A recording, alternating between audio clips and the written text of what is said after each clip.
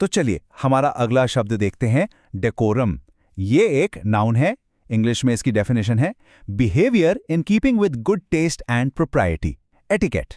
अब इसका मतलब क्या हुआ? सिंपल भाषा में इसका मतलब है शिष्टाचार, अच्छा बिहेवियर।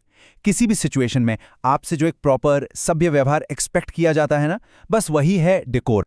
अच्छा, इसको ना एक एग्जाम्पल से समझते हैं तो बिल्कुल क्लियर हो जाएगा।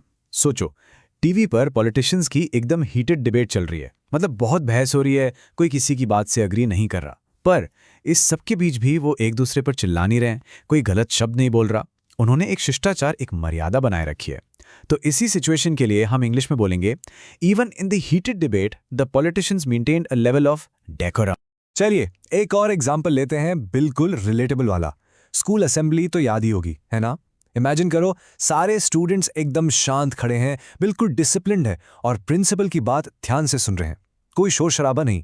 अब उनके इस अच्छे बिहेवियर के लिए उनकी तारीफ की जाती है। तो इसको हम इंग्लिश सेंटेंस में कैसे फ्रेम करेंगे? ऐसे, the students were praised for their decorum during the school assembly.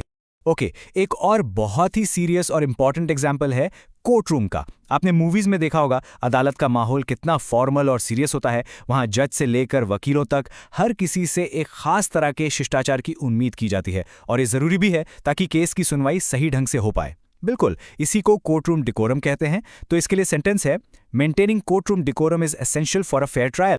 अच्छा, अब एक एग्जाम्पल देखते हैं जो आपको अक्सर न्यूज में सुनने या पढ़ने को मिल जाएगा। A breach of parliamentary decorum led to a warning from the speaker. यहां ब्रीच का मतलब है तोड़ना, तो ब्रीच ऑफ डेकोरम मतलब शिष्टाचार को तोड़ना। सोचो, पार्लियामेंट में कोई मेंबर जोर जोर से चिल्ला रहा है या रूल्स फॉलो नहीं कर रहा है, तो स्पीकर उन्हें वार्निंग देते हैं। तो देखा आपने, ऐसी फॉर्मल जगहों पर डेकोरम मेंटेन करना कितना कितना जरूरी है। तो अब तक आप डेकोरम का मतलब काफी हद तक समझ गए होंगे। इसे और पक्का करने के लिए चलो इसके सिनोनिम्स और एंटोनिम्स पर एक नजर डालते हैं। सिनोनिम्स यानी वो शब्द जिनका मतलब लगभग सेम होता है।